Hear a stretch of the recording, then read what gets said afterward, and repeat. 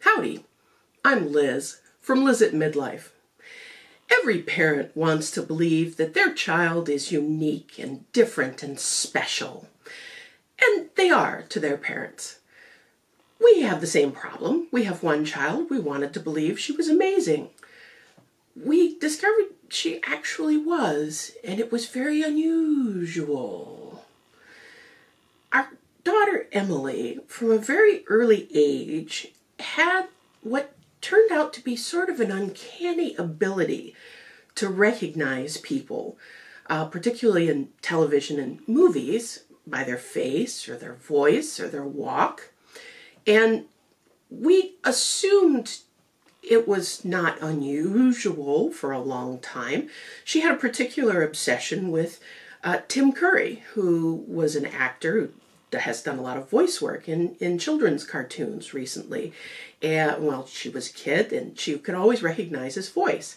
She loved the movie Clue, which he was in, and we figured, oh, she just, could recognize him, and it was only him. Then we realized she could do it with other people. When she was about 7, we took her to see the Nutcracker in the big hall in Grand Rapids, and we're sitting there in the dark, and there's a funny moment in the show, and she looks over to our left, and I see her move her head, and I say, what are you doing? She said, Tim Allen is sitting over there. I said, what? What do you mean Tim Allen is sitting over there? How do you know? She said, I recognized his laugh. Really? So when the lights come on, I quick stand up. And sure as damn it, Tim Allen is sitting right over there. I'm looking at this kid going, God, that's weird. And it just got weirder as she got older. Every time we sat down to watch TV, she had to have the remote. Why? Because she'd stop the show and say, do you recognize that person? Do you know where we know them from? We saw them in, and then she'd rattle off all of the things that we'd seen this person in. And her father and I are sitting there going, really? Are you sure? Are you sure that's the same person? Well, thank God for the internet. We live on IMDb because we watch television with Emily fairly frequently, and we end up looking all of these things up. So we're watching TV, and she pauses it and says, okay, now, this person we know from Season 2, Episode 4 of Deep Space Nine. Now, Deep Space Nine went off the air years before she was born.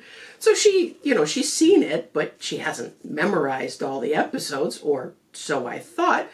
So we have to pull up that episode. And we're looking at 3 guys in prosthetic makeup with alien pig noses. And she says, yeah, it's the one in the center. Can you see it? And her father's going through IMDb going, yeah, she's right. Huh. That's amazing. This really came to a head when her father and I decided to watch the movie Lincoln, which stars everybody. Everybody who's ever been in anything was in the movie Lincoln. And about 5 minutes into the movie, Emily was in her room not watching the movie with us. We decided we had to have her there watching the movie with us because we knew we had seen all of these people, but we couldn't identify them all. They're all in beards and, Civil War dress. So we get Emily out. She sits there and we watch Lincoln 2 minutes at a time, all the way through the movie. Okay, this person is so-and-so, we saw them in this. Okay, this person. So, we found out who everybody was. Well, I was blown away a couple of months ago when I saw an article on the internet. And it turns out this is actually a recognized superpower. It's called Super Recognizer. And there is a very small subset of the population that has the ability to recognize people's faces and voices from seeing them just a microscopic amount of time and knowing exactly where you've seen them before. And, she doesn't always know everybody's name. She very often does, but she remembers where she's seen them. And they're starting to use this for crime fighting, interestingly enough, in England. So my daughter may have the ability to actually be a superhero, because they are using people who are super recognizers to identify criminals and terrorists and people that they catch on videotape. And they're using them at football games in England, where they tend to have violence and riots. And they have people scanning the crowds and saying, oh, no, he's wanted. Oh, he's a criminal. Oh, pull him. And they get people who are wanted by the police. So there actually is a group of superheroes out there using their superpowers to fight crime. Now we need a good name and a costume and maybe a cape. I gotta start working on that one. Thanks for watching. Have a great day.